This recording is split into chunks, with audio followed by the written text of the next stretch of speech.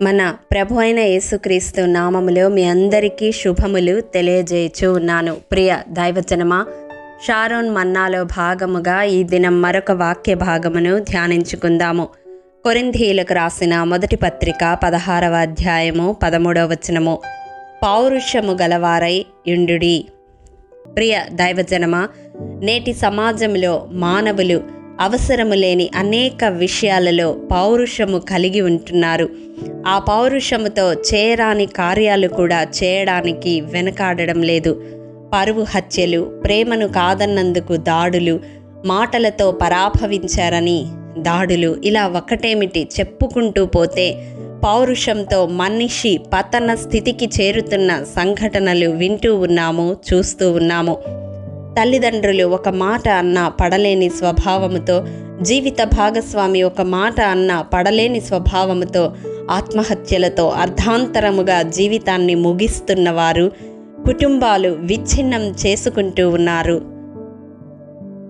అసలు క్రీస్తును వెంబడించే విశ్వాసిగా మనము ఏ విషయములో పౌరుషము కలిగి ఉండాలి?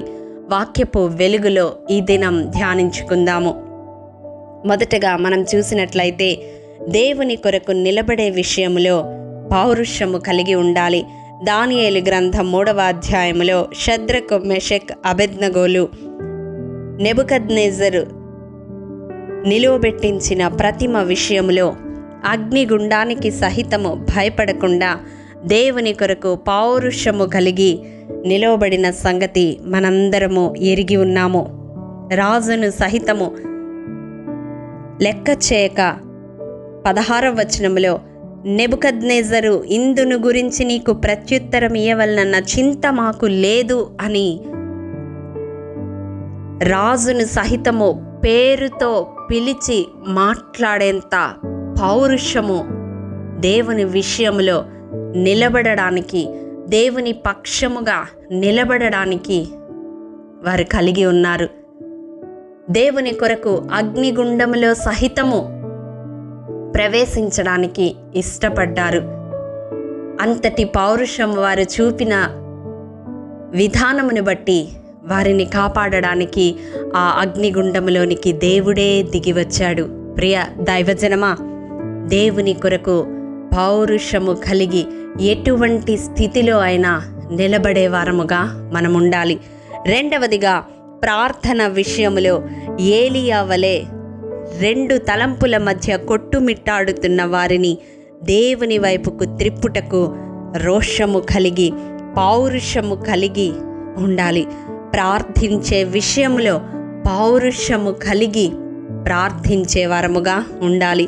రాజులు మొదటి గ్రంథం 18వ అధ్యాయం 37వ వచనములో ఏలియా చేసిన ప్రార్థన జనులందరూ యెహోవాయే దేవుడు, యెహోవాయే దేవుడు అని కేకలు వేసేలా చేసింది. ప్రియ సహోదరుడా, సహోదరి, పౌరుషముతో నశించిపోతున్న ఆత్మల పట్ల భారము కలిగి మనము చేసే ప్రార్థన కొందరైనా దేవుడు నిజ దేవుడు అని గ్రహించి యేసయ్య మార్గములోనికి రావాలి. అటువంటి ప్రార్థన జీవితము కలిగి ఉండాలని ప్రభు పేరట మనవి చేస్తున్నాను. అటువంటి పౌరుషము కలిగిన ప్రార్థన చేసే యోధులుగా మనం లేపబడాలి. మూడవదిగా మనం చూసినట్లయితే సువార్త ప్రకటించుటలో బాప్తిస్మమిచ్చి యోహాను వలె పౌరుషము కలిగి ఉండాలి. పరిసయ్యులను, సద్దూకయ్యులను సర్ప సంతానమా అని సంబోధిస్తూ మారు మనసుకు తగిన ఫలము ఫలించుడి, అబ్రహాము మాకు తండ్రి అని మీలో మీరు చెప్పుకొన తలంచవద్దు అని పౌరుషముతో వారికి సువార్తను ప్రకటించిన బాప్తిస్మిచ్చి యోహాను వలె మనం ఉండాలి. తన సహోదరుడైన ఫిలిప్పు భార్యను హేరోదు పెండ్లి చేసుకున్నప్పుడు న్యాయము కాదని ఖండించిన బాప్తిస్మిచ్చి యోహాను వలె ఎదుటి వారిని ఖండించుటకు వెనుదీయక వారి మార్గాన్ని సరిచేసే వరముగా ఉండాలి. అవును ప్రియ దైవజనమా, లేఖనము ఉపదేశించుటకు, ఖండించుటకు, తప్పుదిద్దుటకు దేవుడు మనలను ఏర్పరచుకొని ఉన్నాడు. ఆ విషయం మనం మర్చిపోకూడదు. ఆనాడు నాతాను ప్రవక్త దావీదు ఊరియా విషయంలో చేసిన తప్పును దిద్దుతూ, ఇదిగో ఆ మనుష్యుడవు నీవే అని ధైర్యముగా చెప్పిన రీతిగా మన జీవితాల్లో మనము కూడా అతి మాదిరికరమైన జీవితాన్ని కలిగి ఉండి మరి ఇతరులు చెడు మార్గములో నడుస్తూ ఉన్నప్పుడు, దేవుని మార్గము నుండి తప్పిపోతూ ఉన్నప్పుడు వారిని ఖండించగలగాలి, వారికి సువార్త ప్రకటించగలగాలి. సమయమనక అసమయమనక వాక్యము ప్రకటించడానికి పౌరుషము గలవారమై ఉండాలి. అది మన సాక్ష్య జీవితము ద్వారా అయినా వారికి ప్రకటించవచ్చు. అందరికీ వాక్యము ప్రకటించడానికి అవకాశం రాకపోవచ్చు, కానీ మన క్రియల ద్వారా, మన జీవితము ద్వారా క్రీస్తుని ఇతరులకు మనము ప్రతి ఒక్కరము ప్రకటించవచ్చు.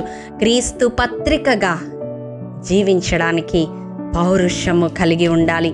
కాబట్టి ప్రియ దైవజనమా, ఈ దినం దేవుడు మన హృదయాలను సంధిస్తూ ఉండగా పౌరుషము గలవారమై ఉందాము.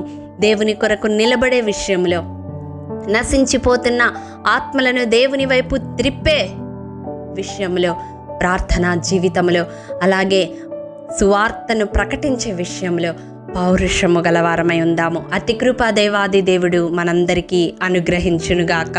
ఆమేన్. ప్రేమ నమ్మకము కలిగిన మా ప్రియ పరలోకపు తండ్రి, నీ పరిశుద్ధ పాదములకు వందనములు దేవా. విత్తబడిన వాక్యమును ప్రతి హృదయములో నూరంతలుగా ఫలింపచేయండి. ఏ ఏ విషయాల్లో మేము పౌరుషము కలిగి ఉండాలో మాకు మీరు బయలుపరిచిన విధానమును బట్టి మీకు వందనాలు దేవా. అటు రీతిగా మా జీవితాల్లో నీ కొరకు నిలబడే విషయంలో, నశించిపోతున్న జనులను నీ వైపుకు త్రిప్పే విషయంలో, మా ప్రార్థనా జీవితంలో, నిన్ను ప్రకటించే విషయంలో మా జీవితాల్లో మాదిరి కలిగి పౌరుషము కలిగి జీవించే కృపను అనుగ్రహించమని యేసు అతి పరిశుద్ధ నామం పేరట అడిగి పొందుకొని నాము తండ్రి. ఆమేన్. ప్రియ దైవజనమా, అనుదినము షారోన్ మన్నా ద్వారా అడగబడుచున్న నెంబర్ ఇన్ బైబిల్ క్విజ్ ప్రశ్నలకు సమాధానములు ప్రతి నెల మొదటి వారము కామెంట్ బాక్స్లో పోస్ట్ చేయబడతాయి.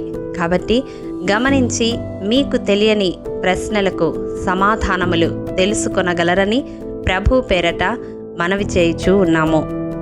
ప్రియ దైవజనమా, ఈ దినం నెంబర్ ఇన్ బైబిల్ క్విజ్ ప్రశ్న: 60 ఏండ్ల వయసులో కవలలకి జన్మనిచ్చినది బైబిల్లో ఎవరు? మీ సమాధానం మాకు తెలియజేస్తారు కదూ. ప్రభు కృప మనందరికీ తోడైండును గాక. ఆమేన్. ప్రియ దైవజనమా, ఈ దినము జన్మదినము, వివాహ దినము జరుపుకుంటున్న వారికి షారోన్ గ్రూప్ తరపున హృదయపూర్వక శుభాకాంక్షలు తెలియజేయుచూ ఉన్నాము. దేవుడు శ్రేయస్కరమైన ఆశీర్వాదములతో ఈ సంవత్సరాది నుండి సంవత్సరాంతము వరకు మిమ్ములను నింపాలని ప్రార్థిస్తూ ఉన్నాము. ఆమేన్.